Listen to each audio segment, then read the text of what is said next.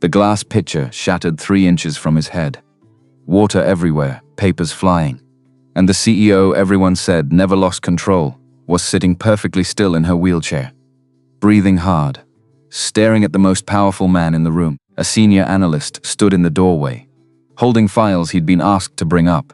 He'd worked there 9 years, never been on this floor before, didn't know her name until yesterday, had $49 in his wallet, and a daughter who needed sneakers. And he was about to open his mouth and lie, to protect a woman he'd never spoken to. From something he didn't understand. He didn't know yet. That she'd been carrying a secret for 20 years. That someone had slid a photograph under her door at 3 that morning. Or that by tomorrow, a man would show up at his daughter's school with a clipboard and her name. Owen Fletcher woke up at 4:17 in the morning, 3 minutes before his alarm. He didn't know yet that in exactly 5 hours and 13 minutes, he was going to lie to the most powerful man in his company and save a woman he'd never met and set in motion something he couldn't take back. But right now, all he knew was that his body had been keeping time for 6 years and 2 months. Since the night Julia didn't come home from the hospital, he lay in the dark listening, down the hall, through 2 closed doors. Maya breathing, 8 years old, the soft whistle through a nose that had been stuffed up since Tuesday. He could hear it. He always could.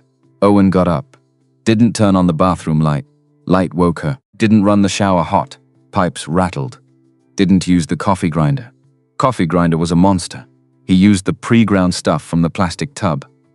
Tasted like burnt cardboard. He drank it, standing at the kitchen window, watching the parking lot of his apartment complex, watching a man 2 buildings over loading truck in the dark. And Owen thought about the $49 in his wallet. And the blue sneakers Maya had asked about. The ones at Target, the ones that cost more than he had until Friday. Dad, he turned. Maya was standing in the hallway, pajamas with foxes on them, hair sticking up on one side like she'd been electrocuted, holding her stuffed elephant by one ear. "You're up early," he said. "You're up early. I'm always up early, so am I." He almost laughed, set down the coffee. "Come here," she padded over. He picked her up. She was heavier than 6 months ago, heavier than last month. His back gave a little complaint. He ignored it. She put her face in his neck. "Daddy, yeah, is today the day?" He closed his eyes. "What day, baby?" "The day you get the promotion." Owen held her tighter. "We'll see. You said if you got it, you could get me the blue sneakers." "I did say that. And you said if you didn't get it, you'd still try." "I did say that too. Then why do you look sad?" He had never had an answer. Had been lying to his daughter in small, careful, loving ways for 6 years. And he had gotten good at it. And he hated that he had gotten good at it. "I'm not sad, B. I'm just thinking about Mom a little." "Me too." They stood in the kitchen in the dark for another minute. Then Maya said she was cold. He carried her back to bed, sat on the edge of the mattress, pulled the covers up to her chin. "Daddy, yeah, get the sneakers. I'll try. Don't try. Get them." He kissed her forehead. Left, stood in the hallway outside her room. Put his forehead against the wall, thought about the promotion. The one he'd been passed over for 11 times in 9 years. The one that went to Devon who was 26. Devon who wore sneakers to work. That cost more than Owen's monthly grocery budget. Owen went back to the kitchen, finished his coffee. It was cold now. He drank it anyway. Meridian Solutions occupied floors 22 through 31 of a glass tower on 6th Avenue. Looked from the street like an expensive refrigerator. Owen had worked there for 9 years. In those 9 years, promoted twice, passed over 11 times, told on 4 separate occasions that he had excellent potential, by 4 separate managers who had since moved on to jobs that paid twice what he made. Senior analyst, 38 years old, $68,000 a year, in a city where you could not raise a child on $68,000 a year. And he knew it, and his landlord knew it, and Maya's school knew it. And the woman at the front desk of Meridian Solutions absolutely knew it, because she looked at him every morning with the same soft, slightly pitying smile. "Morning, Owen. Morning, Denise. You good?" "I'm good. You look tired." "I am tired." She laughed. He did not. He swiped his badge, went up to the 24th floor, sat down at his desk, which was in the middle of a row of desks, in the middle of a room that had no windows. Opened his laptop, started working on a spreadsheet nobody was ever going to read, At 10:15, his phone buzzed Mosh from a number he didn't recognize. Conference room A, 31st floor. 10:30. E. Ashford Owen stared at it so long that the guy next to him leaned over. Devon, 26 years old. Made $85,000 a year, dude. You okay? You look like you're about to throw up. I'm fine, you sure? Because, Devon, I'm fine. Owen stood up, smoothed the front of his shirt. The blue one, the good one. The one Maya had picked out at Target, because she said it made him look like a dad on TV. He walked to the elevator, pressed the button for the 31st floor, watched the numbers go up. He had never been on the 31st floor. 9 years. Never once. The elevator dinged, doors opened. Owen stepped out into a world that did not look like the 24th floor. Carpet here. Real carpet. Not industrial gray tile. Glass offices with doors that closed. People in suits that fit. A woman at a desk looked up. Older, sharp gray suit, Mr. Fletcher? Yes, I'm Helen Marsh, Ms. Ashford's assistant. Conference room A is down the hall. Third door on your left. Thank you. He walked. Tried not to look like he was walking to his own execution. Reached the third door. Glass walls. Could see inside. 11 people. 10. Sitting around a table. One at the head. Wheelchair. Blonde hair pulled back hard. Navy suit. That was Emily Ashford, CO. Youngest in Meridian's history. 40 years old. Built this company from 40 people to 2,000 in 9 years. On the cover of Fortune twice. Testified before Congress once. And sitting across from her, silver-haired man. Charcoal suit fix, like a clenched fist, Preston Hale. Cook, Chief Operating Officer. Second most powerful person in the building. Who was in the middle of saying something.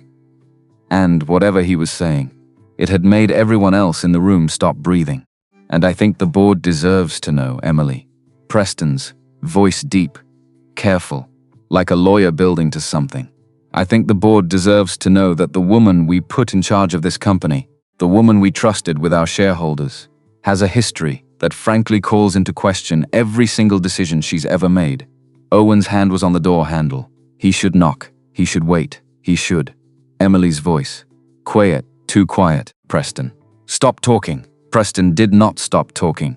The board has a right, Preston, to know that the golden girl we have all been, and that was when she moved, not fast, not violent, just both hands flat on the edge of the table, and she pushed, not hard, but with the full weight of 9 years of holding herself perfectly still in rooms full of men who had waited their whole lives to watch her fail. The pitcher of water in front of her, heavy glass, Meridian logo etched into the side, went sliding across the polished wood. She caught it, picked it up, and threw it, missed Preston's head by 3 inches, hit the wall behind him, exploded.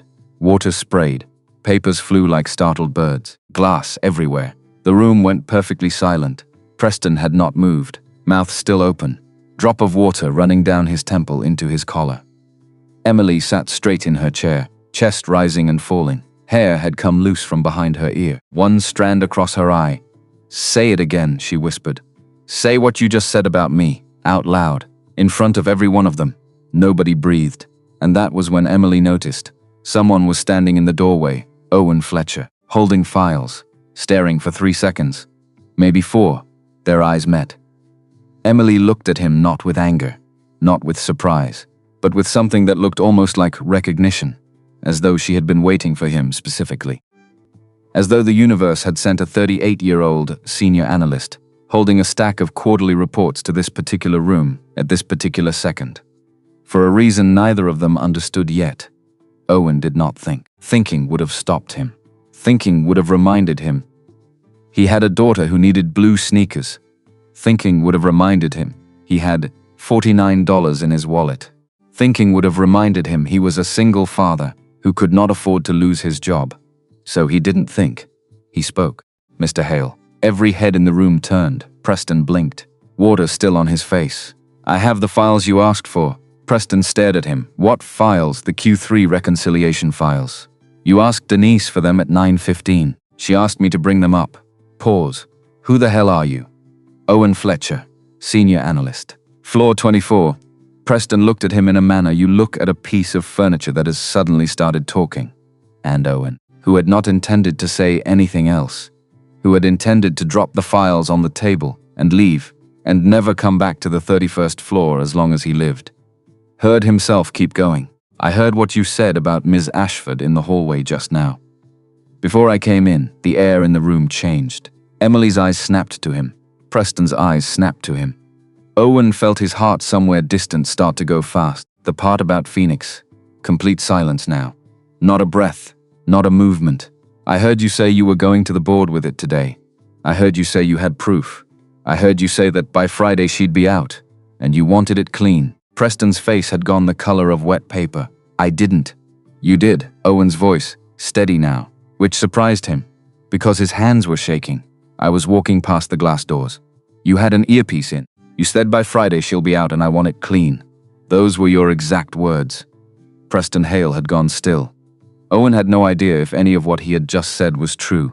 He had in fact not heard Preston say anything, had never met Preston before in his life, had walked down a hallway, gotten on an elevator, walked into a room, but he had seen, in the 7 seconds after the picture hit the wall, the look on Emily Ashford's face, and he had decided something, decided it without permission from the rational part of himself, decided it in the manner his body decided every morning at 4:17 to wake up before Maya's breathing changed, decided it in the manner he had decided 6 years and 2 months ago to keep a small human alive by himself. He had decided it was not going to happen. Not today, not in front of him, Mr. Fletcher. Emily's voice. Kie, precis, yes ma'am. Put the files on the table please. Yes ma'am. He walked felt distant, put the files down, did not look at her, did not look at Preston, Mr. Fletcher. Yes ma'am, please wait outside. Yes ma'am. He walked out, closed the door behind him, stood in the hallway outside conference room A, on the 31st floor of a glass tower on 6th Avenue, put one hand flat against the wall, tried to breathe. His phone was buzzing in his pocket. The school calling. Maya had thrown up in the cafeteria. Could someone come pick her up? He stared at the phone, stared at the closed door, did not know in that moment what was happening inside, did not know that Emily Ashford was telling 10 of the most powerful people in American consulting that the meeting was adjourned, that she needed the room, that Preston was to remain behind, did not know that 20 minutes from now a woman named Helen would come find him. Tell him calmly that Miss Ashford would like to see him in her office at 4. Did not know that 48 hours from now he would be sitting across from Emily Ashford in a house in Tucson. And she would slide a photograph across the table. And she would say, I need to tell you something, and after I tell you, you can walk away. He did not know any of that yet. What he knew, standing in the hallway, pond buzzing, was that he had just lied to the COO of a $2 billion company about a phone call he had never overheard, to protect a woman he had never spoken to, who would probably fire him before the end of the day. And somewhere in the back of his head, a voice that sounded a little like Julia said, Get the sneakers, Owen. He picked up the phone. Hi. This is Maya's dad. I'm on my way. The school smelled like bleach and crayons. Owen signed his name on a clipboard with a pen that didn't work, then a pen that did. The woman at the front desk name tag said Linda. Gave him a small professional smile. She's in the nurse's office, Mr. Fletcher. She's fine, just got sick. It happens, right? Are you okay? He looked at her. Am I okay? You look. I'm fine, I'm good. Thank you. He walked down the hallway, past the bulletin board with the paper turkeys, even though it wasn't November. Even though it hadn't been November for 5 months. And he thought somebody needs to take those down. And he thought I am going to be fired. And he thought I lied to a member of the board of directors of a $2 billion company about a phone call I did not hear. Opened the door to the nurse's office. Maya was sitting on a cot, paper cup of water in her hands, hair stuck to her forehead. When she saw him, she said, Dad, in the small voice she only used when she was embarrassed. He knelt down in front of her. Hey, B, I threw up on Madison. That's okay. It was not okay, Dad. It was on her shoe. Well, shoes wash, she cried. I bet she did. I cried too. I bet you did. Maya almost smiled. He picked her up. She was hot, carried her out. Past Linda, who said, Feel better, sweetheart. Maya mumbled at something into his shoulder. He walked out into the parking lot, strapped her into the back seat of a 2011 Honda Civic with a cracked windshield. Sat in the driver's seat, did not start the engine, just sat. Full minute. His phone buzzed. Helen Marsh. Office of the CEO NMs. Ashford would like to see you at 4 p.m. Please confirm. He read it twice. Write it 3 times. Type back. I'll be there. then sat in the Civic and put his forehead against the steering wheel. Stayed there until Maya said from the back, "Daddy, are you praying?" "No, baby. It looks like praying." "It's not. Okay." He started the car. At 1 in the afternoon, he called his sister. Rachel lived 40 minutes away, picked up on the second ring. Because she always picked up on the second ring. Because she had been picking up on the second ring for 6 years and 2 months. "Owen, Ra, I need a favor. Yeah, Maya's homesick and I'll come get her. I didn't even. Owen, I'll come get her. Give me an hour." He closed his eyes. "Thank you. What's going on?" "I have a meeting at 4. At 1 in the afternoon, you're freaking out about a meeting at 4. I'm not freaking out, Owen. I'm a little freaking out." She was quiet for a second. He could hear her on the other end, doing the thing she always did, pawn on her shoulder. "Getting her keys. Is it about the promotion?" "What promotion?" "The one you told me about last month, Ra. That promotion didn't happen. They gave it to a guy named Devon. Then what is it?" "I don't want to say over the phone." Pause, Owen. "What did you do?" He almost laughed. Almost told her. Almost said, "I threw myself in front of a bullet for a woman I've never spoken to, and I'm pretty sure the bullet is going to hit me anyway." Instead, "I might have made a mistake at work." "What kind of mistake?" "A big one." "Maybe." Board level. Silence on the phone. So long he thought she had hung up. "Owen." "Yeah, okay. Listen to me. I'm coming to get Maya. She's going to stay with me tonight. You're going to go to your meeting, and whatever you did, you're going to stand up straight and you're going to tell the truth." "I can't tell the truth." "Why not?" "Because the truth is worse than the lie." "Owen, I got to go, Ra." He hung up, sat on the edge of his bed, in his small apartment, with the peeling paint in the bathroom. And the refrigerator that made a noise at night like a man sighing. Looked at the blue shirt he'd worn that morning. Looked at himself in the mirror. Thought about the photograph he had not seen, and the city he had never been to. And a woman in a wheelchair who had for 1 second looked at him like he was the only person in the room. He did not own another good shirt. He wore the blue one again. 4 o'clock. Owen Fletcher walked into the office of the CEO of Meridian Solutions. The office was quiet. He had expected it to be bigger. Had expected in some cartoon part of his brain floor-to-ceiling windows and an aquarium and a view of the whole city. What he got instead: a room about the size of Maya's bedroom, 1 window, low desk, 2 chairs facing it, couch against the far wall, and Emily Ashford behind the desk, looking at him like she was trying to solve a problem. "Mr. Fletcher." "Ms. Ashford, please sit." He sat. For a second, neither of them said anything. He had a speech ready. Had practiced it in the car. It went, "Ma'am, I'm sorry about what I said in the boardroom. I don't know what came over me. I understand if you need to let me go. I have 9 years at this company. I'm asking for 2 weeks severance and a neutral reference." That speech died in his throat the second he looked at her face. She was tired. Not the regular kind of tired. The kind of tired you see in people who have been holding something up by themselves too long and have just now noticed that their arms are shaking. "You lied," she said. "Yes, ma'am." "To Preston Hale. In front of the senior leadership of this company." "Yes, ma'am." "Why?" He opened his mouth. Closed it. "I don't know," he said. She studied him. "That's not good enough, Mr. Fletcher." "I know it isn't. Try again." He looked down at his hands, resting on his knees, knuckles a little white. "Ma'am, can I ask you something first?" "No." "Okay. Silence, actually," she said. "What?" He looked up when he was talking. "Before I walked in. What did he say about you?" Her eyes changed. "That's not your business." "No, ma'am, it really isn't. And yet you lied for me anyway." "Yes, ma'am." She leaned back, put her hands flat on the arms of the wheelchair, looked at him a long time. "Mr. Fletcher. How old is your daughter?" He blinked. "Excuse me?" "I pulled your file at 2. I have had 4 hours. How old is your daughter?" 8. "Her name?" "Maya. Spelled Maya. Your wife passed away 6 years ago." "Yes, ma'am. Cancer, yes." "You have been raising Maya alone?" "Yes. Your sister helps. Sometimes. Your salary is $68,000 a year." Pause. "You are supporting a child in this city on $68,000 a year?" "Yes, ma'am. And when Preston Hale, a man who makes $3.4 million a year, not counting stock, stood in a room and began to destroy me. You, a man who cannot afford to lose his job, opened your mouth and told a lie that will, if he finds out you lied, end your career in this industry forever." She paused.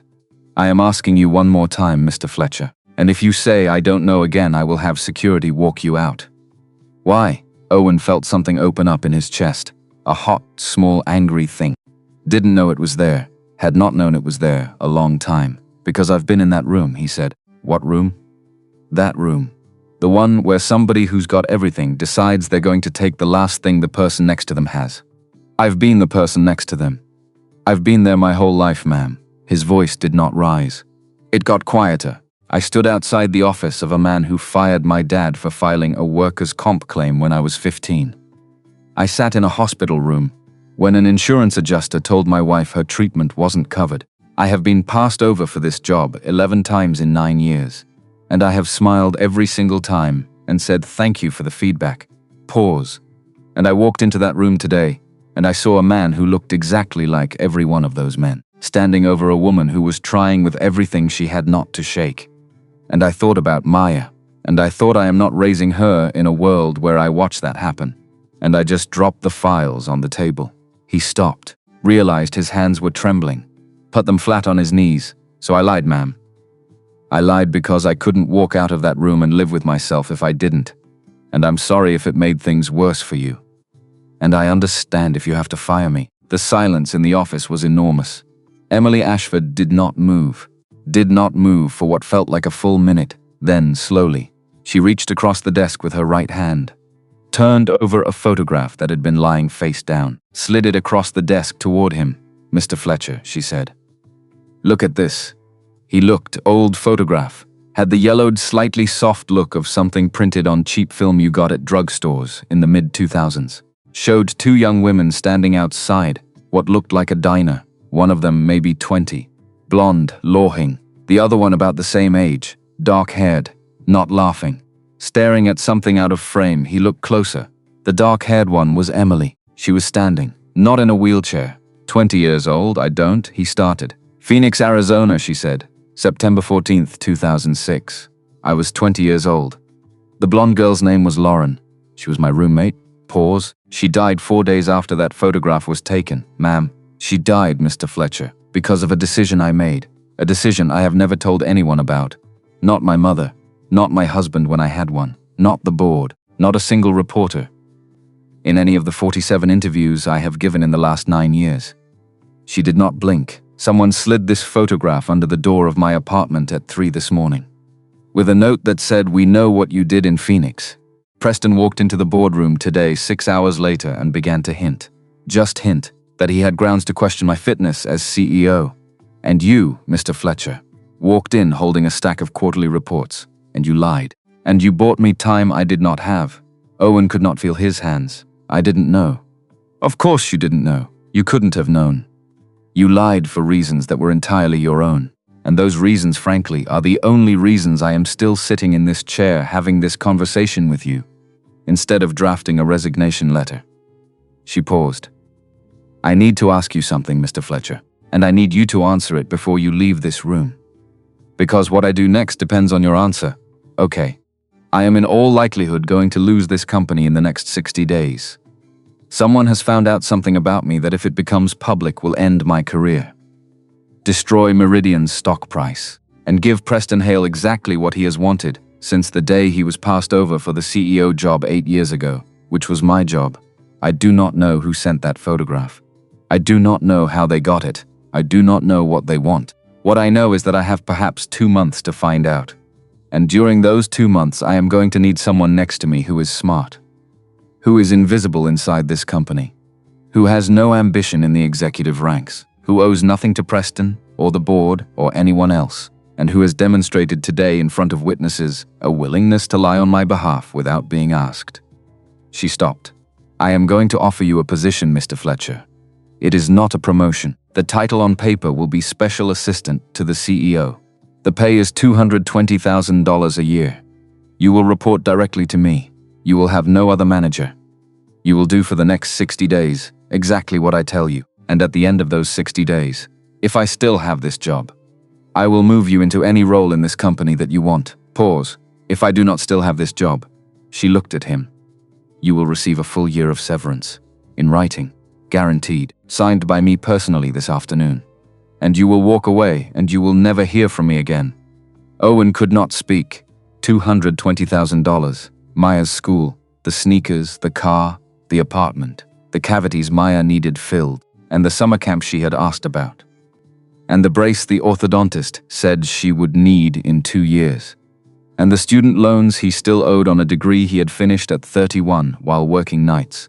$220,000. He heard himself speak. "What do you need me to do, ma'am?" Emily Ashford did not smile. She nodded once. "I need you to find out who knew about Phoenix. I need you to find out who has been in my files. I need you to find out which person inside this building, Mr. Fletcher, is working for Preston. Because someone is. And when we find them," she did not finish the sentence. She did not have to. Owen looked down at the photograph of the 2 young women outside a diner in Phoenix, Arizona. Looked at the face of the 20-year-old girl who was standing. Looked at the face of the woman across the desk who was not. And he understood in a manner he would not be able to articulate for another 3 weeks, that he had just agreed to something he could not take back. "Ma'am," he said, "can I ask you one thing?" "Yes, the girl in the picture. Lauren?" "Yes, what happened to her?" Emily Ashford was quiet a long time. Then she reached out, turned the photograph over face down, slid it back to her side of the desk. "Not today, Mr. Fletcher," she said. "Not today." And somewhere 17 floors below, Preston Hale sat in his own office with his door closed and his phone in his hand. And he dialed a number that did not appear in any of Meridian Solutions' internal directories. And when the voice on the other end answered, he said quietly, "We have a problem. There's a new man in the room."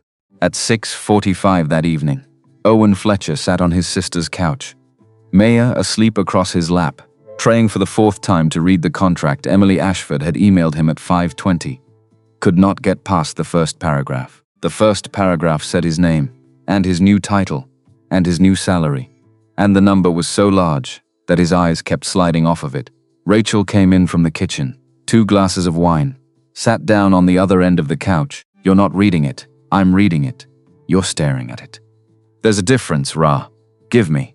She took the laptop, angled the screen away from Maya's sleeping face, read for a minute in silence, then read for another minute, then said quietly, "Owen, I know. Owen, I know. Ra, is this real?" "It's real." 200. "Don't say it out loud. Why not? Because if you say it out loud, it's going to turn out to be a scam." She looked at him. "Owen, who is this woman?" "She's the CEO. Of the whole company. Of the whole company. And she just tripled your salary in 1 afternoon. Because you lied for her. That's about the size of it." "Yeah." Rachel closed the laptop. "Owen, listen to me, don't. I have to. Ra, I know what you're going to say. Then let me say it anyway." She put the laptop down on the coffee table, put her wine glass down next to it, turned so she was fully facing him. Her face was the face she used to make at him when they were kids, and he was about to do something their mother was going to regret.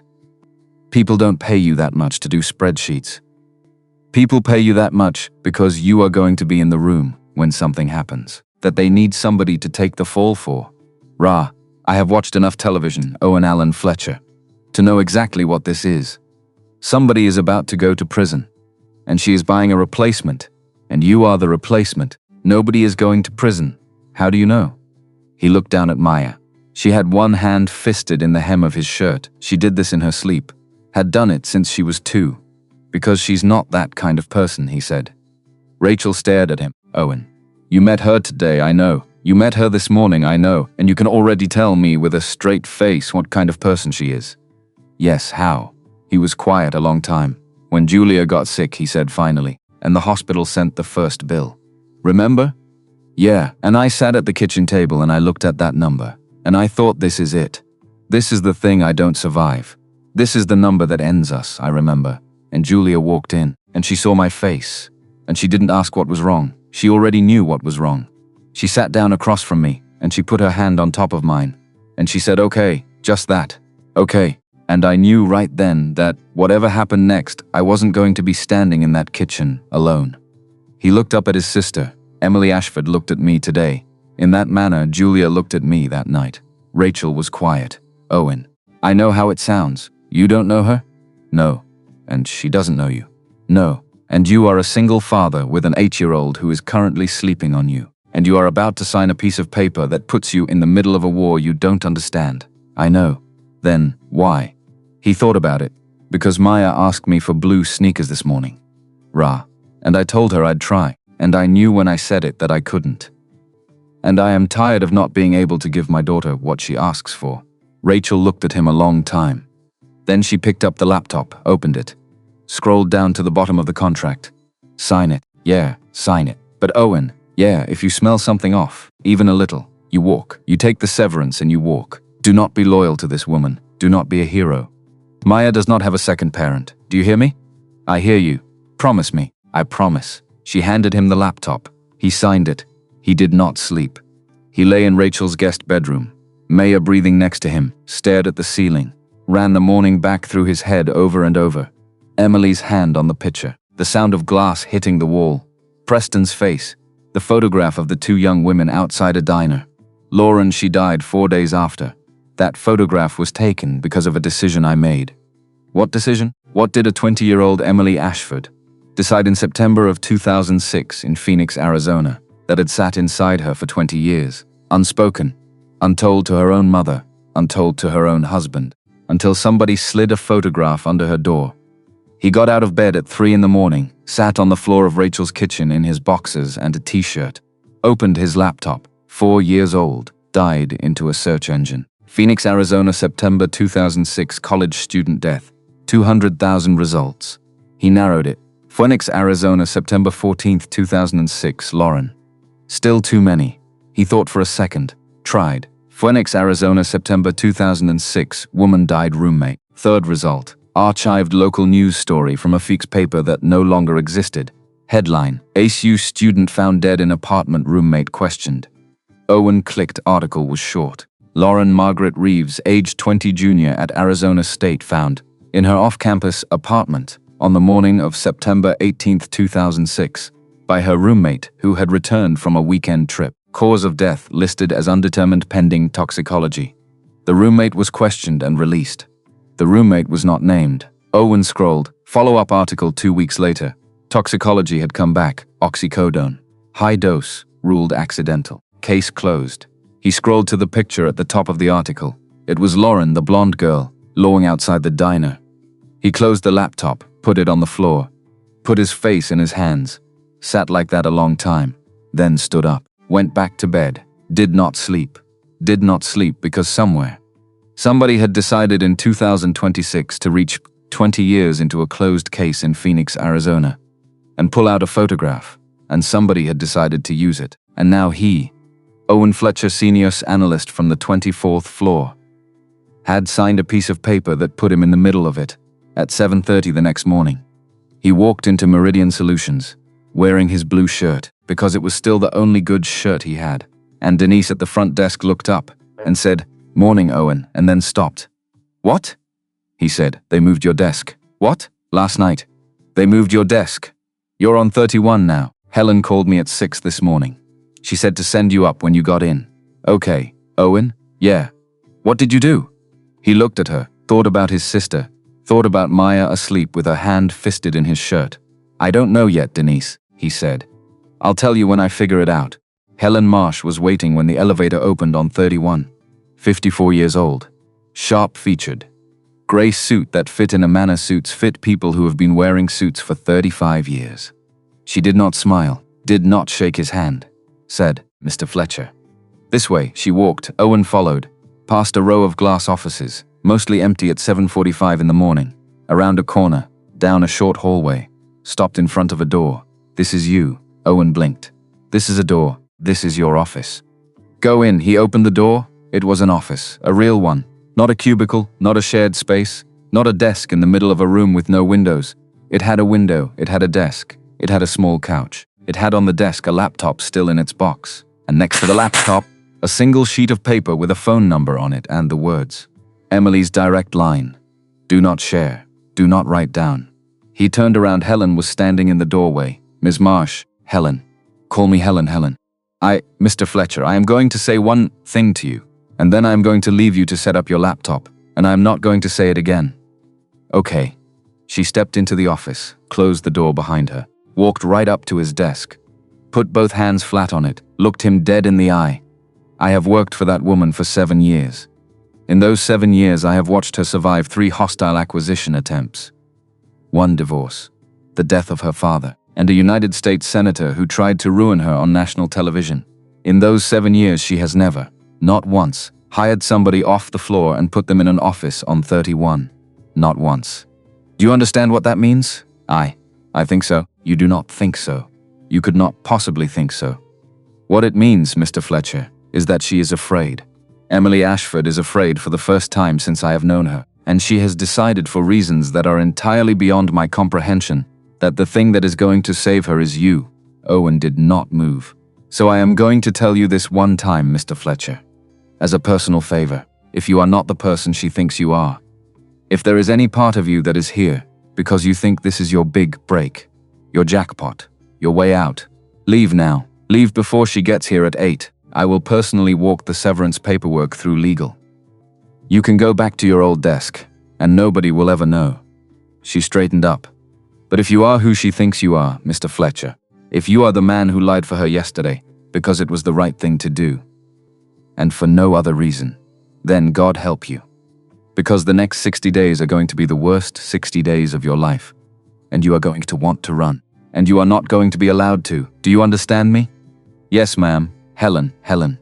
She looked at him a second longer, then nodded once, turned, walked out, closed the door behind her. Owen stood in his new office on the 31st floor of Meridian Solutions, looked at the laptop in its box, looked at the piece of paper with Emily's number on it, thought, I'm in, there's no back door now. Then sat down at his new desk, started unpacking the laptop. At 8:10 the door opened without a knock, and Emily Ashford entered. She was wearing black jacket, black pants, black sweater underneath. No jewelry except a thin gold chain at her neck that he hadn't noticed yesterday. Hair pulled back hard. She looked somehow even more tired than she had the night before. And at the same time, completely in control, she closed the door behind her. Mr. Fletcher, good morning, ma'am. Emily, in this room. When it's just us. Outside this room. In front of anyone else. It is Ms. Ashford. Do you understand the distinction? Yes, ma'am. Emily.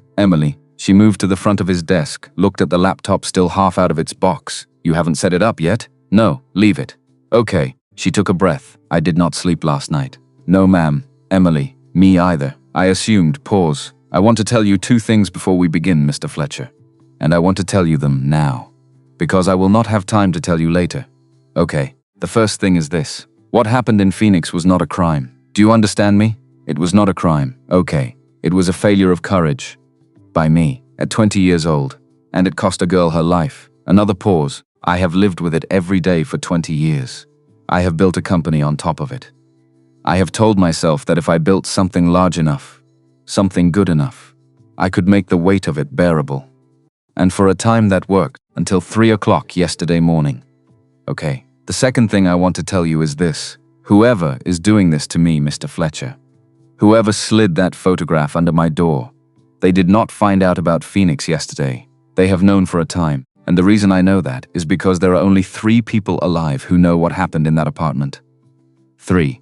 Not counting me. Who? My mother, my ex-husband, and a man named Vincent Cross, who was a police detective in Phoenix in 2006, and who at the time believed me when I told him what had happened, and who closed the case. Vincent Cross retired in 2019. He lives in Tucson. I have kept in touch with him quietly for 20 years, because I have always known that this day might come, and one of them talked, or one of them had something taken from them. I need to know which, and I need to know which one before Preston figures out what he has, because right now, Mr. Fletcher, Preston has a photograph and a hint. He does not have the story, and if we move fast enough, if we find the leak and we close it, and we find out who is behind Preston, we may be able to end this before he ever knows what he was sitting on. Owen was quiet. Emily. Yes, you said 3 people. Not counting you, yes, your mother, your ex-husband. And the detective, yes. What about Lauren's family? She was silent a long time. Lauren's family, she said, were told a version of what happened that was not the full truth. A version that Detective Cross and I agreed on. They accepted it. They grieved. They moved on. They have never in 20 years come looking for me. You sure about that? I was sure. You're not sure now. I am not sure now. She looked at him. Which is why, Mr. Fletcher, the first thing I am going to need you to do today, before you read a single email, before you open a single file, before you do anything else, is to find out where Lauren Reeves's younger brother is living in April of 2006. His name is Ethan. He was 12 years old when she died. He would be 32 now. I have not been able to locate him for 6 years. Why 6 years? Because 6 years ago, Mr. Fletcher, he changed his name, and I would very much like to know what he changed it to. She moved to the door, put her hand on the handle. Did not open it, Mr. Fletcher. Yes, I want you to understand something. I did not hire you because you are a researcher. There are better researchers in this building. I hired you because yesterday, in a room full of people who have more to gain from my destruction than from my survival, you were the only one who opened his mouth. And that tells me something about you that I cannot buy with money. She opened the door. Find Ethan Reeves, she said. By Friday, she left. The door closed behind her. Owen Fletcher sat at his new desk on the 31st floor of Meridian Solutions, stared at the laptop still in its box, thought about a 12-year-old boy who had lost his sister in 2006, and who had at the age of 26 erased his own name. Then pulled the laptop out of the box, plugged it in, got to work. Ethan Reeves was a ghost. Owen found that out by 9:45, which was a little over an hour after he'd plugged in the laptop. Ethan Reeves had a high school yearbook photo from Mesa, Arizona, class of 2012, had a community college transcript from the fall of 2013, had a driver's license that had been renewed once in 2016. And then, in the summer of 2020, he had done something Owen had never actually seen a person do before. Filed a legal name change in a county court in Nevada. And the new name had been sealed at the petitioner's request. And every digital trail after that date simply stopped. No social media, no employment records in any database Owen could reach from his laptop. No marriage, no arrests, no death certificate. A ghost. Owen leaned back in his chair, stared at the ceiling, called the number on the piece of paper. Emily picked up on the second ring. Tell me, he's gone. On paper. Legal name change in Nevada in 2020. Record sealed. I can probably get the new name, but I'd need a lawyer to file for it, and that takes weeks. And the second we file, whoever is watching you knows we're looking for him. So we don't file. No, ma'am. Emily, then how do we find him? Owen thought. I'm a senior analyst. I know how to find a guy who changed his name legally through the system. I don't know how to find a guy who doesn't want to be found. Pause on the other end. No, she said. But I might know somebody who does. Be in my office at 11. She hung up. Owen sat at his new desk, thought she might know somebody who does. And he understood in a small, cold manner that he had just stepped over a line he could not step back across. At 10:40, his phone buzzed Rachel. He stood up, walked out of the office, walked down the hallway toward the window at the end of the corridor, because the office had glass walls. And Helen was at her desk, and he did not want to be overheard. Dialed his sister. Ra, Owen, where are you? At work. Why are you? Call me now. He stopped walking, Ra. What's wrong? Somebody was at Maya's school this morning. The hallway went still. What? A man. At the front office. He had a clipboard. He said he was from the district. Doing a welfare check. He asked the secretary if she could confirm that Maya Fletcher was enrolled. And if she could tell him who had picked her up yesterday. Owen could not breathe. Rachel, the secretary, did not tell him anything, Owen. She did not tell him anything. She is a friend of mine from church. She told him the district does not do welfare checks without written notice. And she told him to leave. And he left. And then she called me. Pause. Owen. Is Maya? Maya is at your house with the door locked, and I have not let her out of my sight since 7:30 this morning. And I am not going to. But, Owen, somebody is asking about your daughter. Somebody is asking about Maya. Her voice changed. Yesterday I said something to you on the couch, and I said, promise me you walk away if you smell something off. And I am saying to you right now, it is off. It is off, Owen. Come get her. Come get both of us. We'll go to Mom's. Owen stood at the window at the end of the hallway, on the 31st floor of Meridian Solutions, looked out at the city, could not feel his hands. Ra, don't tell me to stay calm. I wasn't going to. Then what? Stay at your house.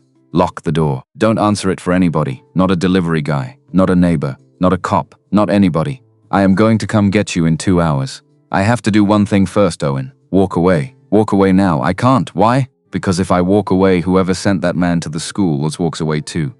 And Ra, if they already know her name, if they already knew to go to her school, there is no walking away for her either. Do you understand what I'm telling you? Long silence. Then, quietly. Yes, I'll be there by 2 Owen. Yeah, whatever you're about to do. Don't get killed. He hung up. Stood in the hallway a long time. Then turned around, walked not faster down the corridor. Pushed open the door to Emily's office without knocking. Helen stood up from her desk outside, Mr. Fletcher. You can't just, Helen. Close the door behind me. Something in his voice must have landed. She looked at him, then looked at Emily's door, then nodded once. Sat back down. Owen walked in, closed the door behind him, locked it. Emily was at her desk on a call. She saw his face. Said into the phone, I have to go. Hung up. What happened? Owen told her, in 30 seconds. The man with the clipboard, the fake welfare check, the secretary, his sister. Emily did not move. Her hands were flat on the arms of the wheelchair. Her knuckles were white. When he was done, she said quietly, I am so sorry, Mr. Fletcher. I need you to. I know what you need. Go get your daughter. Go get your sister. Do not take them to your mother's. Do not take them to a hotel. Do not take them anywhere they would think to look. I am going to send you to a house in Connecticut that belongs to my ex-husband. He does not live there. Nobody lives there. It has a security system and a caretaker and a front gate with a code. You and your family will be there tonight. You will stay there until I tell you it is safe to come back. The cost is mine. The decision is mine. Helen will drive you there personally. Do you understand, Emily? Mr. Fletcher, listen to me. This is not a gift. This is a correction. I should not have hired you yesterday without telling you what I was putting you next to. That was my failure. I was so tired and so frightened that I let myself believe I come to a solution to this without anyone else paying for it. I was wrong. That man at your daughter's school this morning is my fault. You are going to Connecticut tonight. And you and Maya and your sister are going to be safe. And I am going to sit in this building, and I am going to find out who sent him. By yourself. By myself. No, Mr. Fletcher. Emily, no. The deal was 60 days. I signed the deal. My sister said the same thing you just said. She said walk away. And I looked at her and I told her I couldn't. Because if I walk away, the people who went to my daughter's school walk away too. I am not changing my mind about that. I am going to Connecticut to move Maya and Rachel. And then I'm coming back tomorrow morning. And I'm going to help you find Ethan Reeves. That is the deal. She stared at him. Mr. Fletcher, yes, you are going to be a difficult man to work with. Yes, ma'am. She took a long breath, closed her eyes, opened them. All right, but before you leave this building, there is something you need to know. About what really happened in Phoenix. Owen had been expecting many things. He had not been expecting that, Emily. Not the whole story. Not yet. But enough. Enough so that when you walk into my ex-husband's house with your daughter, you understand what you're protecting me from. She paused. Sit down. He sat down. I met Lauren Reeves in August of 2005. We were assigned as roommates our sophomore year. She was from a small town in Arizona. Her father was a mechanic. Her mother taught second grade. She had one younger brother named Ethan, who she talked about every single day. In the summer of 2006, she hurt her back. Bad fall at a pool. Doctor prescribed oxycodone. It was 2006. That was what they did. 3 months later, she was not okay. She was taking more than she was prescribed. She asked me if I knew anybody who could get her more. I didn't. I told her to figure it out herself. Emily's voice did not change. September 14th. We had dinner at a diner in Tempe. That photograph. Lauren told me she was going to her boyfriend's place for the weekend. She went back to our apartment instead. I was at my parents' house. When I came back Monday morning, Lauren was in her bed. She had been there since Friday night. She died Saturday morning. 8 pills. Her prescription was 4 per day. Detective Vincent Cross responded. He asked me if I knew Lauren was using, and I lied to him, Mr. Fletcher. I told him I had no idea. I was 20 years old and I was terrified. He believed me. Case closed. Accidental overdose. Lauren's parents were told their daughter became addicted without anyone knowing. Ethan was told it was an accident nobody could see coming. She looked at him. That is what happened in Phoenix. I stayed silent for 3 months while she got worse. And then I lied to a police officer. Because I was a coward, Owen sat in the chair across from her. Thought about his wife dying in a hospital room at 32 years old. Thought about the nights he had sat in the car in the hospital parking lot because he could not bring himself to go in and watch her be sick. Emily, he said. Yes, you were 20. I was 20. You know what I was doing at 20? No. I was drunk in a parking lot, behind a Waffle House in Columbus, Georgia, trying to decide if I was going to drop out of college to work at my uncle's body shop, because I didn't believe I was smart enough to finish my degree. Pause. I'm telling you, because you're talking like a 20-year-old girl, is the same person as the 40-year-old woman sitting across from me. And she isn't. She never is. What you did at 20 is not the reason somebody is sending men to my daughter's school in 2026. Somebody is using the 20-year-old version of you to hurt the 40-year-old one. And that is not the same thing as you deserving it. She was still, Mr. Fletcher. Yes, go get your daughter. I'll be back tomorrow morning, Mr. Fletcher. Yes, thank you. He stood up, walked to the door, stopped with his hand on the handle. Emily. Yes, I'm going to find Ethan Reeves. And when I do, I'm going to listen to whatever he has to say. And I am going to ask him to stop, Mr. Fletcher. If he says no, we'll figure out what to do. But I can't lie for you twice. He opened the door. Mr. Fletcher. He stopped. If you get hurt doing this, she said, I will never forgive myself. He looked back at her. Then don't let me get hurt, he said. Find out who Preston is working for before Friday. He walked out. Connecticut, black car, Helen driving. Maya and Rachel in the back seat. Owen stood in the driveway, long gravel drive, trees on both sides. House at the end, white colonial, looked like money. Maya pressed her face to the window. Daddy, there's a pond. I see it. B. Can I go look? After you get settled. Rachel leaned forward, put her hand on Owen's shoulder through the open driver's window. 2 days, she said, maybe 3. You come back. I'm coming back, Owen. I will. Rah. She squeezed his shoulder. Let go. Helen put the car in drive. Owen stepped back, watched the car disappear down the driveway. Stood there, full minute, then pulled out his phone. Dialed a number he had not dialed in 4 years. Pon rang twice. Voice picked up. Cross, Detective Cross? Who's this? My name is Owen Fletcher. I work for Emily Ashford. She gave me your number. Long silence on the other end. Then quietly, son. What took you people so long? Owen held the phone tighter, Detective. I need to ask you something directly. And I need a straight answer. Because I don't have time for anything else. Go ahead, son. Emily told me this morning that there are 3 people alive who know what really happened in Phoenix in September 2006. Her mother, her ex-husband. And you, somebody has been inside that circle. Somebody got a photograph out. And somebody went to my 8-year-old daughter's school this morning with a clipboard and her name. So I'm going to ask you, is it you? Silence on the line long. Then Vincent Cross said calmly, no, it is not me. But I know who it is. Tell me. Not on the phone, Detective. Son, I am a retired police officer living alone in Tucson, Arizona. I have been waiting for this phone call for 2 years. I am not telling you the name of the person who has been rebuilding this story until I am looking at you and at Emily in the same room. So you are going to do 2 things. First, you are going to get your little girl somewhere safe, because if they are at her school, then they are not playing. Second, you are going to tell Emily to get on a plane tonight, not tomorrow. Tonight, both of you. My address is in an email I am sending to the number you called me from right now, as we are speaking. I will see you in the morning. Pause. Detective, son. One more thing, when you see Emily. Tell her, I said I'm sorry. Tell her I've been sorry a long time. The line went dead. Owen lowered the phone. Black car already gone. Maya and Rachel safe behind a gate. Code he'd punched in himself. His phone buzzed him from Vincent Cross, father outside Tucson gate code. Single line at the bottom. Tell her to bring the photograph. Owen stood in the driveway of a house in Connecticut that belonged to a man he had never met. Looked at his phone. Thought, tomorrow morning I'm going to Arizona with a woman I met yesterday to talk to a detective who lied to a grieving family 20 years ago about a secret that could destroy her. And somewhere, somebody is watching, and they know I'm coming. He got back in his own car, drove to the train station, got on a train back to the city, called Emily from the train. Mr. Fletcher, Emily, pack a bag. We're flying to Tucson tonight. Tucson? Vincent Cross knows who it is. He won't say on the phone. He wants us both there tomorrow morning. Silence. Then, all right, Emily?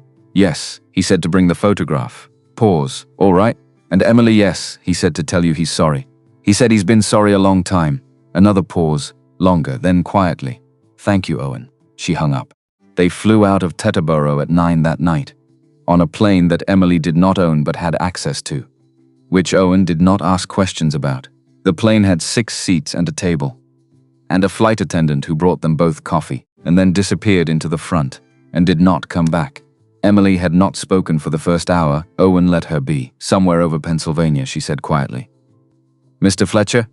Yeah, do you know why I asked for you? Really? You told me. Because I lied for you in the boardroom. That's part of it. Okay, but there was another reason. Tell me. When you came into the room yesterday, holding those files, I was looking at you for about 3 seconds before you started talking. And in those 3 seconds, I noticed something I have not noticed about any man in this company in 9 years. What? You were tired. Owen almost laughed, Emily. Everybody's tired, no. Not like that. You were the specific kind of tired that comes from loving something more than you are able to carry it. I watched my father wear that face for 40 years. He was a high school math teacher. He loved my mother. He loved me. He loved his students. And he walked around for 40 years carrying all of that at the same time. And it wore a shape into him. I saw that same shape on you yesterday morning. And I thought, that is Mazen, who has already decided what he is for. A man who has already decided what he is for does not sell other people out for money. Pause. It turns out I was right. Owen looked out the window. Nothing to see but dark. Emily. Yes, can I ask you something? Yes, the accident. How old were you? She was quiet. Long time then, 26, she said. 4 years after Phoenix. I was driving back from a consulting client in New Jersey. On a Friday night. In the rain. A truck came across the median. The driver had been on the road for 31 hours. He survived. I did not walk again. I'm sorry, don't be. It is the single most important thing that has ever happened to me. Why? Because before the accident, I was going to spend my whole life running from what I did to Lauren. Running by being better. Running by being faster. Running by being the most successful person anyone had ever met. And then one night on a wet road in New Jersey, God or physics or a sleep-deprived truck driver, I don't care which, sat me down in a chair I could not get up from and told me I was going to have to stop running. And I did. I stopped running, Mr. Fletcher. I built a company sitting in the same place. It turned out I was better at it that way. Owen looked at her. Emily, yes, when this is over, whatever happens, you're not running anymore. You know that, right? She did not answer. But after a moment, she reached into her bag, took out the photograph, looked at it, and said, no, I'm not running anymore. They landed at 2 in the morning, slept 3 hours in a hotel near the airport. At 6:30, they got in a rental car. Owen drove them out of Tucson, into the desert. And he thought, Maya would love this, the light, the space, the kind of sky that makes a person small in a manner that is a relief. At 7:40, they pulled up to a gate at the end of a dirt road. Owen punched in the code. Gate opened. At the end of a long drive, low adobe house, red tile roof. And standing on the front porch, a man in his late 60s, gray hair, jeans and a flannel shirt, holding 2 cups of coffee. He walked down to the car, opened Emily's door first. Emily, Vincent. Been a long time, 20 years. You look good, liar. He smiled a little, handed her a cup of coffee, walked around to Owen's side, handed him the other one. Owen Fletcher, detective, just Vincent, son. I haven't been a detective in 7 years. Come on, both of you. Come inside. They sat at a wooden table in Vincent Cross's kitchen. The table had 3 places set. Pitcher of water, plate of sliced oranges, manila folder, unopened. In the middle, Vincent sat down last, put his hands flat on either side of the folder. Emily, before I tell you what is in this folder, I want to say something to you that I have wanted to say for 20 years. And I'd rather say it now than never, Vincent. Let me say it. She nodded. When I interviewed you in that kitchen the morning we found Lauren, I knew you were lying to me. I knew within about 5 minutes. I had been a cop for 22 years at that point, Emily. I had interviewed hundreds of kids after hundreds of bad nights. I knew what a scared 20-year-old looked like when she was telling me half the truth. I let you do it. I let you finish. I went back to the station, and I wrote up the case as an accidental overdose. And I closed it, and I signed my name at the bottom. And I have wondered every day for 20 years whether I did the right thing. He looked at her. I want you to know. I decided that day that you were worth saving. I looked at you sitting at that kitchen table, and I thought that girl is going to do something with her life. Or she is going to fall off a cliff. And I am choosing to believe she is going to do something with her life. I put my name on that report. I am not sorry I did. Emily's eyes were bright. Vincent, let me finish. There is one thing I did that I never told you.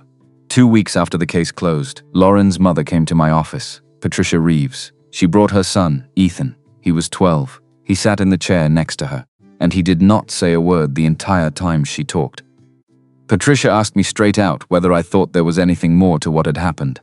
She said, and I have never forgotten this manner she said it. Detective, I am not looking for somebody to blame. I am looking for somebody to tell me the truth. Because I am going to have to live with this.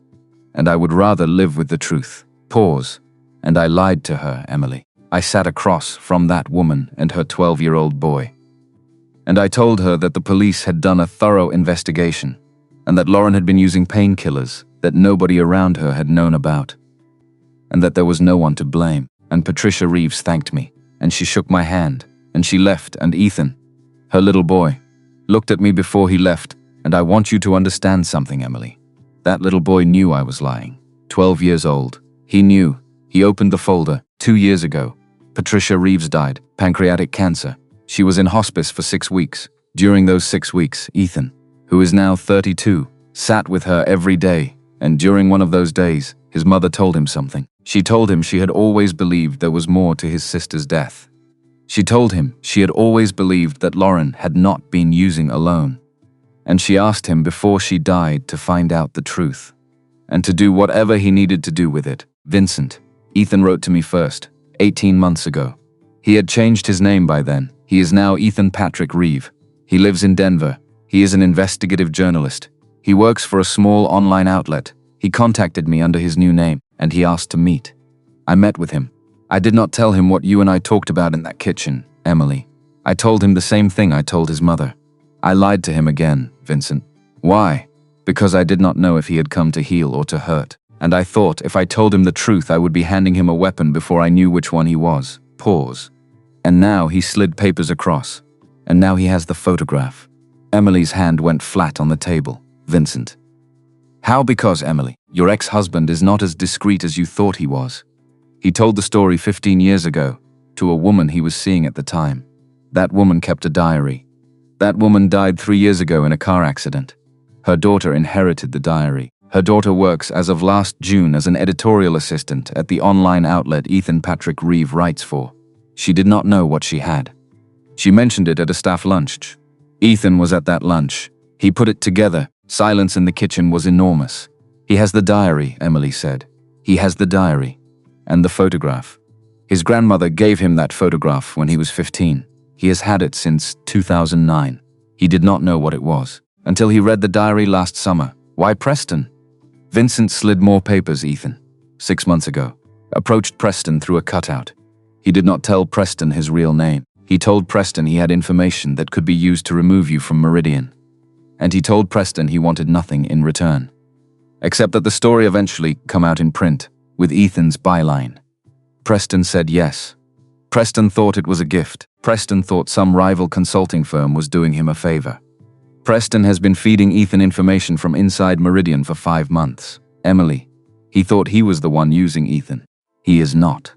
Ethan has been using him. Emily closed her eyes. Mr. Fletcher, yes. The man at your daughter's school, yeah. Was not Preston? No, it was Ethan. Vincent nodded slowly. Probably a contractor hired by Ethan. Ethan wouldn't go himself. But yes, someone working for him. Owen put his coffee down carefully. Vincent, he said, where is Ethan right now? Denver. Give me an address, son. Vincent, give me an address. Because I'm going to Denver today, and I'm going to knock on his door, and I'm going to tell him the truth his mother asked him to find. Not what Preston has been feeding him. Not what the diary says. The truth. From Emily. From you. From me. And I'm going to ask him what his mother would want him to do with it. Emily looked at him. Mr. Fletcher? Emily? You said it yourself. You are done running.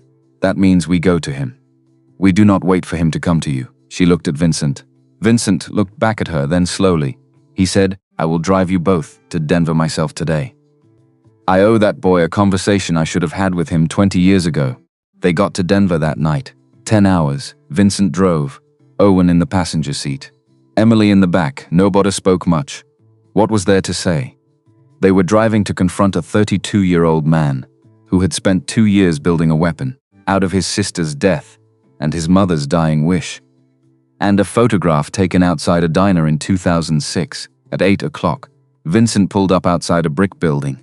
Third floor walk up. Neighborhood of coffee shops and young professionals. String lights in windows. People walking dogs. Normal life. This is it, Vincent said. They sat in the car, engine running. Nobody moved. Emily spoke first. I don't know what I'm going to say to him. Owen turned around. You're going to tell him the truth. I already told you the truth. You told me what you did. You didn't tell me what you feel. She looked at him. What I feel. You've been carrying this for 20 years, Emily. You built a company on top of it. You survived an accident that should have killed you. You got divorced. You buried your father. And through all of that, you never once told anyone the whole story. Because you thought if you did, they'd see you in the manner you see yourself. Pause. What do you see when you look at yourself? She was still.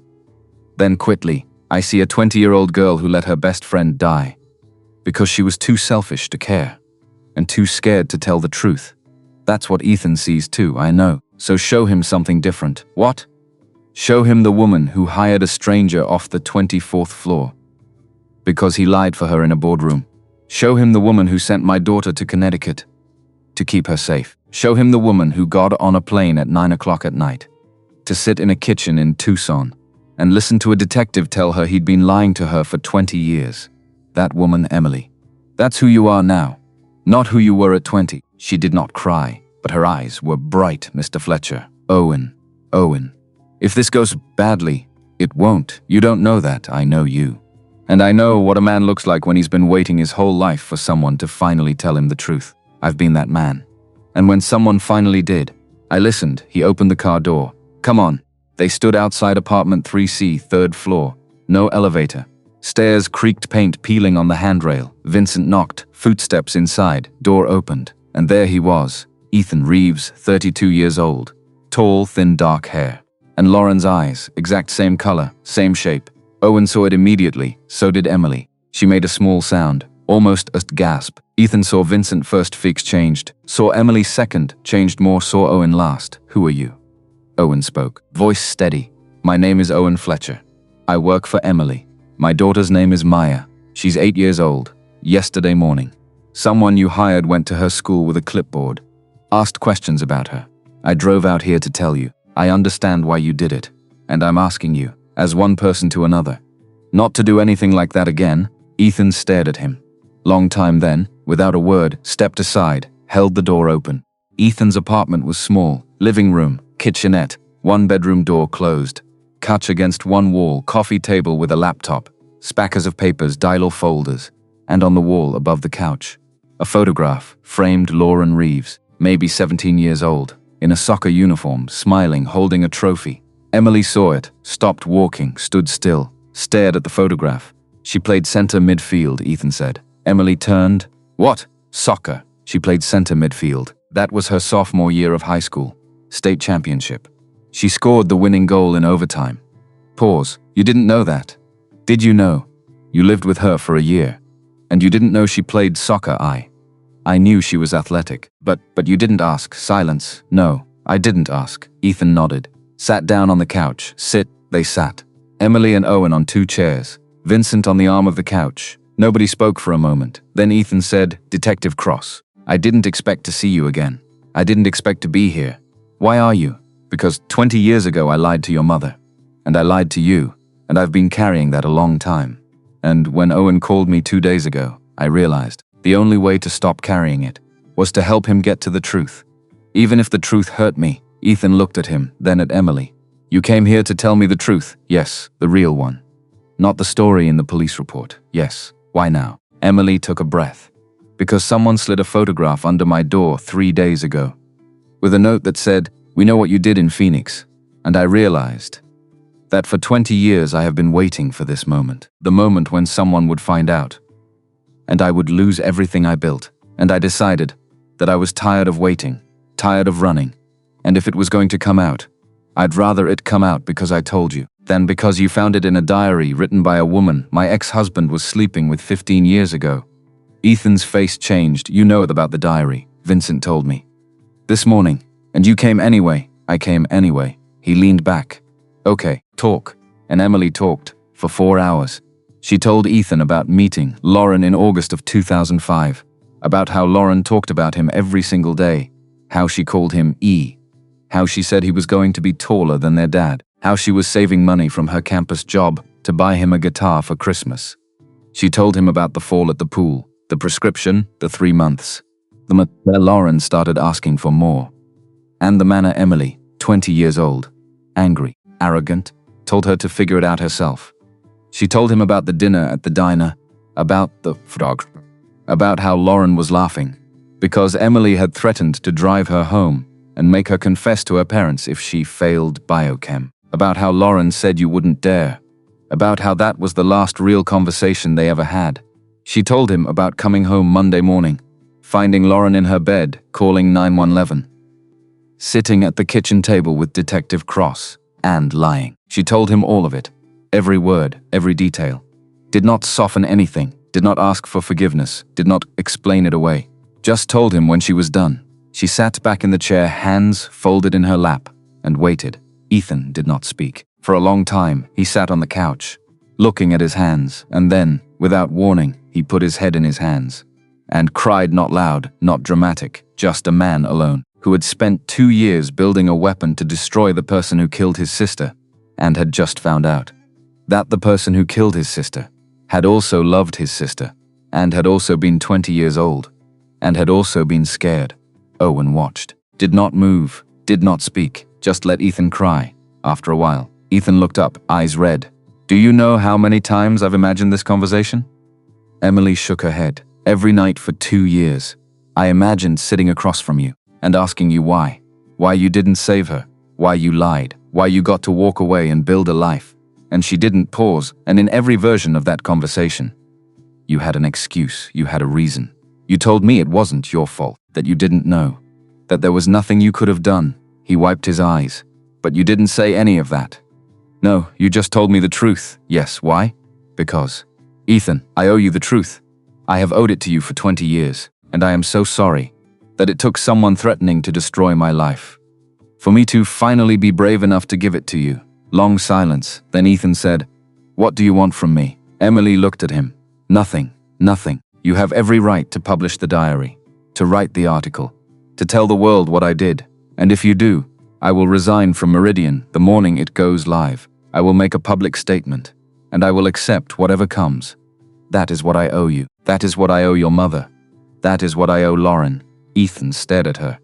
You're not going to fight me. No, you're not going to threaten me, or sue me, or offer me money. No, why not? Because I spent 20 years running from what I did. And I am done running. Ethan stood up, walked to the window, looked out at the street. Nobody spoke. After a minute, he said, without turning around, my mom, before she died, she told me something. Pause. She said, Ethan, I've always believed there was more to Lauren's death, and I need you to find out what it was. And when you do, I need you to do whatever you think is right with it. Not whatever will make you feel better. Not whatever will make them pay. Whatever is right. He turned around. I thought what was right was to destroy you, to take everything you built, and make you feel what I felt when I was 12 years old. Helpless, alone, watching someone I loved disappear. He walked back to the couch, sat down. But I spent the last 4 hours listening to you, and listening to Detective Cross, and looking at this man. He gestured at Owen, who drove all the manor out here. Because I sent someone to his daughter's school, and he didn't come here to threaten me, or yell at me. He came here to ask me, as one person to another, to stop, pause, and I realized that if I publish that article, if I destroy you, I'm not honoring my sister. I'm using her death, to make myself feel powerful, to make myself feel like I finally got justice. But Lauren, my sister Lauren, she wouldn't want that. She would want me to, I don't know, forgive, or heal, or something. His voice broke. I don't know what she'd want. Because she's been dead for 20 years, and I was 12, and I never got to ask her. Emily leaned forward. Ethan, can I tell you something?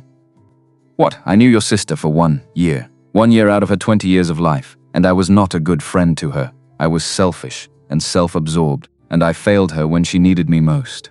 But in that 1 year I watched her, and I listened to her.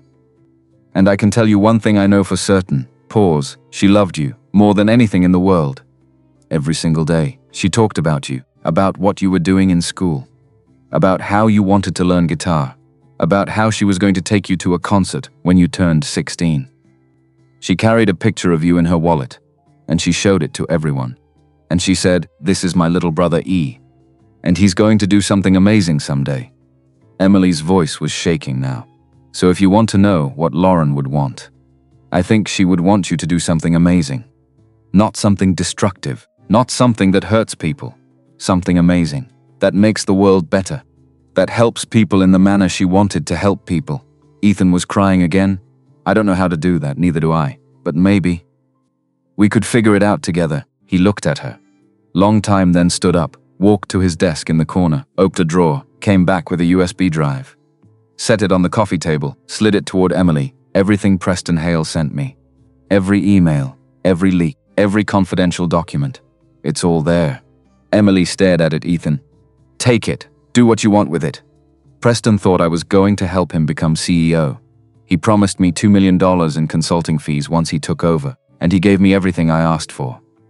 He's not a good man, and he doesn't deserve to run your company. Pause. But that's separate from you and me. What about the diary? The article? Ethan sat back down. "I'm not publishing the article." Emily's eyes went wide. "You're not?" "No." "Why?" "Because after listening to you for 4 hours, I realized something. The story my mother wanted me to find was not the story I thought it was. She didn't want me to find out who to blame. She wanted me to find out the truth. And the truth is, my sister died. Because addiction is terrible. And because people who love each other sometimes don't know how to save each other. And because a 20-year-old girl was scared. That's the truth. And publishing an article that destroys you doesn't change any of that." He looked at Vincent. "And it doesn't change the fact that this man, who I respected my whole life, lied to my mother. Because he thought you were worth saving." Vincent's face was wet. "Ethan, I'm sorry. I know you are. I should have told your mother the truth, maybe. But you made a choice, and maybe it was the wrong choice. But you made it because you believed in something. And I can't hate you for that." Ethan looked back at Emily. "I'm not publishing about you, but I am writing something." "What? A book? About Lauren, about who she was, not about who failed her. Not about Phoenix, just her life, the 20 years she had, the things she loved, the person she was." Pause. "And I'd like, if you're willing, to interview you for it." Emily's voice was barely a whisper. "Yes. Yeah, yes. I will tell you everything I remember. Every story, every conversation, everything. Thank you." Owen had been sitting quietly the whole time, watching. Now he spoke. "Ethan." Ethan looked at him. "The man you sent to my daughter's school."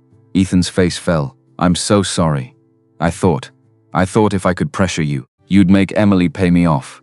And that would be evidence that she was guilty, that she was trying to cover it up. I was wrong. It was wrong. And I will never do anything like that again. I believe you. Thank you. But I need you to understand something. My daughter is 8 years old, and yesterday morning, she was scared. Because a stranger came to her school asking about her. And she didn't know why. And I couldn't tell her why, because I didn't know. All I knew was that someone was asking questions, and I had to get her somewhere safe.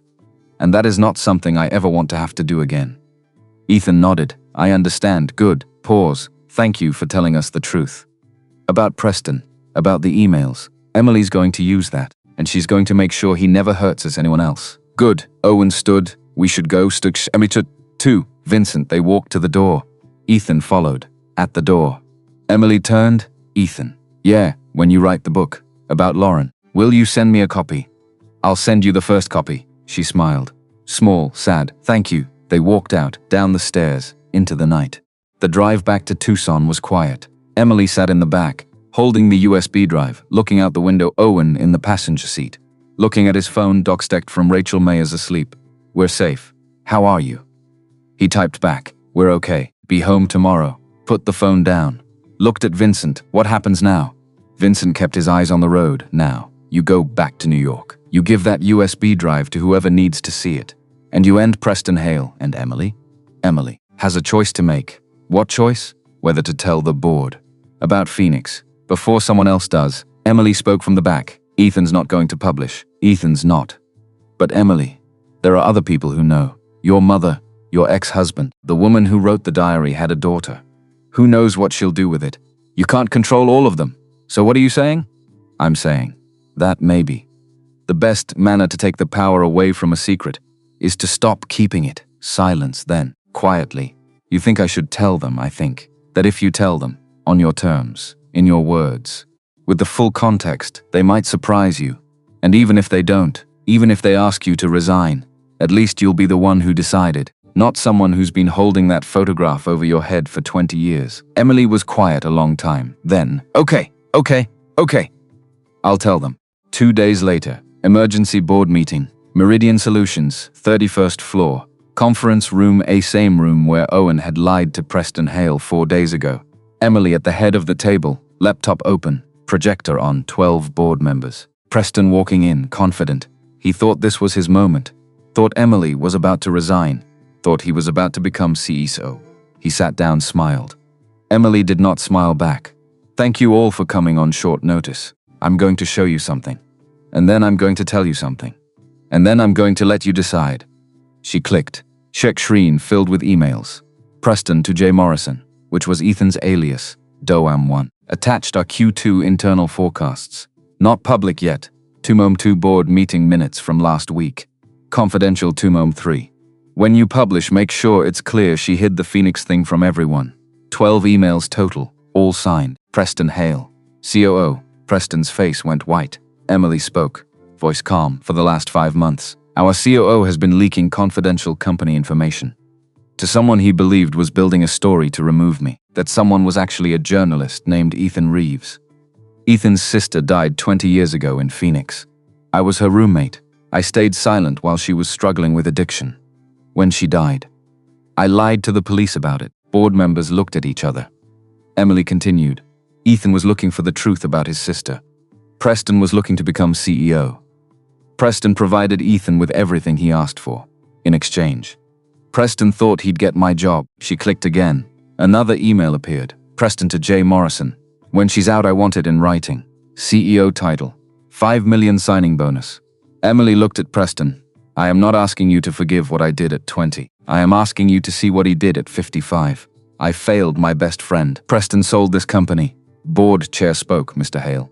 Do you deny these emails are from you? Preston Foxett read. I was trying to protect this company from someone with a hidden past. Answer the question. Did you send these emails? Long pause. Yes. Then effective immediately. You are terminated for breach of fiduciary duty. We will be referring this matter to the SEC. Security will escort you out. 2 men in suits appeared at the door. Preston stood, looked at Emily. You think you've won. I don't think this is about winning, Preston. They're going to ask you to resign anyway.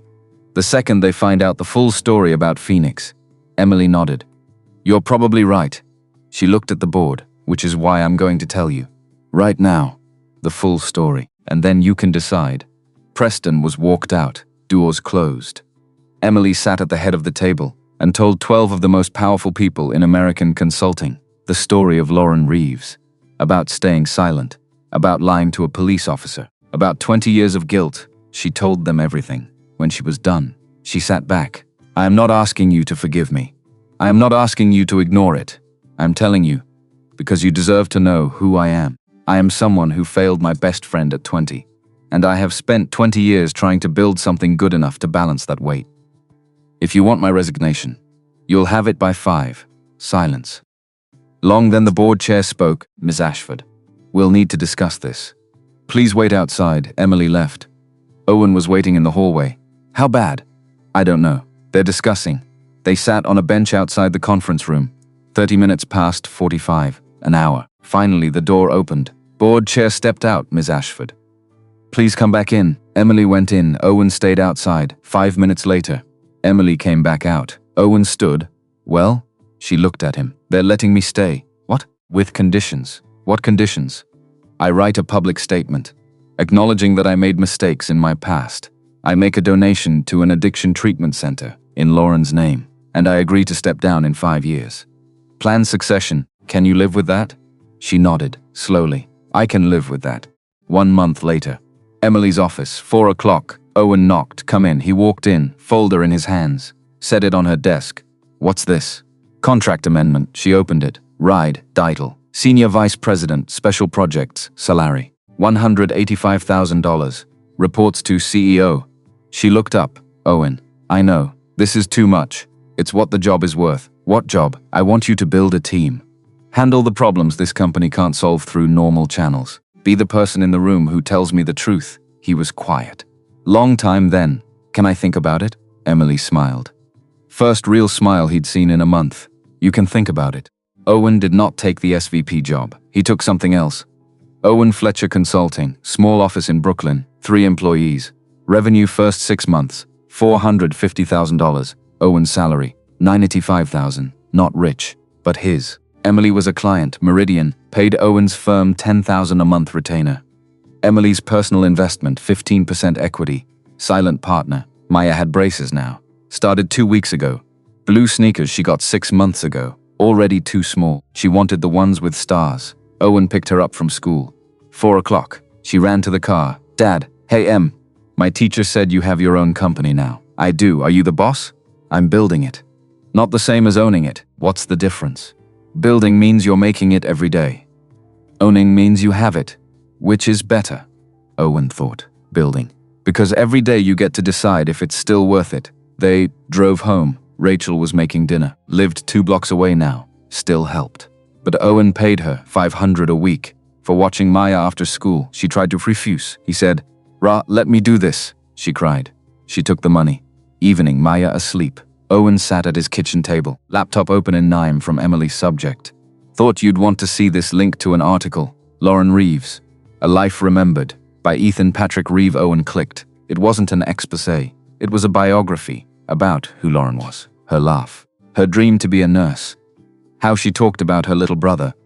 One paragraph mentioned Emily, Lauren's roommate, who has asked to remain unnamed in this account, has spent the last 20 years carrying the weight of what she did not say when Lauren needed help. In an interview for this piece, she told me, "I cannot bring your sister back, but I can tell you that she was kinder than I deserved and braver than I was. And I think about her every single day." Owen closed the laptop, looked out his kitchen window, Brooklyn at night. Lights on in other apartments, other lives, thought. Emily kept her job. Preston is gone. Ethan got his truth. Maya is safe. And Owen was building something. Not big, not perfect, but his, and that was enough. 1 year later, Maya's birthday, 9 years old, Owen's apartment small, but full. Rachel, her husband, their 2 kids. Emily, Helen, and Maya's 3 best friends from school, cake, candles. Everyone singing, Maya blowing them out, making a wish. Owen watched. Thought 1 year ago I was standing in a boardroom, holding files, watching a woman throw a pitcher of water. And I made a choice to lie for someone I didn't know. And that choice changed everything. After the cake, after the presents, after the kids went to play in Maya's room. Emily found Owen in the kitchen. Good party, thanks. She's happy, she is. Emily leaned back in her chair. Owen, can I ask you something? Always. Do you ever regret it? Lying for me that day? He thought. Long time. Then no, why not? Because that day, I was a guy who'd been passed over 11 times, who couldn't afford to buy his daughter blue sneakers, who was so tired of being invisible that I'd stopped believing I mattered. And then I walked into a room, and I saw someone who needed help, and for the first time in a long time, I didn't walk away. I didn't stay silent. I opened my mouth, and I lied, and it was the best decision I ever made. Not because it got me money, or a better job, but because it reminded me that I'm the kind of person who helps, even when it's hard, even when it's scary. That's who I am, and I'd forgotten. Emily's eyes were bright. Thank you, Owen. For what? For reminding me who I am too. They sat in the kitchen in comfortable silence, while in the other room, children laughed, and Maya, 9 years old, wearing sneakers with stars, ran past the doorway, holding her stuffed elephant, happy, safe, loved. And Owen thought, this is what I was fighting for. Not the money, not the job, not even the truth. Just this, a Tuesday evening, in a small apartment in Brooklyn, with people who matter, doing something that matters, building something that lasts. Not because it's big, but because it's good. And sometimes that's enough. Sometimes that's everything. Owen Fletcher, 40 years old now, still runs his consulting firm, makes a good living, not rich, but comfortable. Maya is 10, happy, healthy, doing well in school, wants to be a doctor when she grows up. Pediatric oncology, like Lauren wanted to be. Emily told her about Lauren last year, sat Maya down, told her the whole story. Maya cried, then said, "I want to be like her." Emily said, "You already are." And she meant it, because Maya is kind and brave, and she cares about people, and she's not afraid to seek up when someone needs help. Owen taught her that not by talking, but by doing, by being the kind of man who walks into a room and lies to save someone who needs saving, and then spends the next year making sure that lie becomes the truth. Owen doesn't think about that day in the boardroom much anymore. But when he does, he doesn't think about the lie. He thinks about the moment after, standing in the hallway, pon buzzing, school calling, Maya sick, and him realizing that he had just put everything on the line for a stranger. And he thinks that was the moment, not when he lied, but when he chose to come back, to not walk away, to see it through. That was the moment he became the man he wanted to be, the man Julia would have been proud of, the man Maya deserved, and the man Emily needed. Not because he was brave, but because when it mattered, he didn't run. And in the end, that's all any of us can do. Stay when everyone else runs. Tell the truth when everyone else lies. Help when everyone else walks away. And hope that years from now, when someone asks, "Did you do the right thing?" you can look them in the eye and say, "Yes, I did."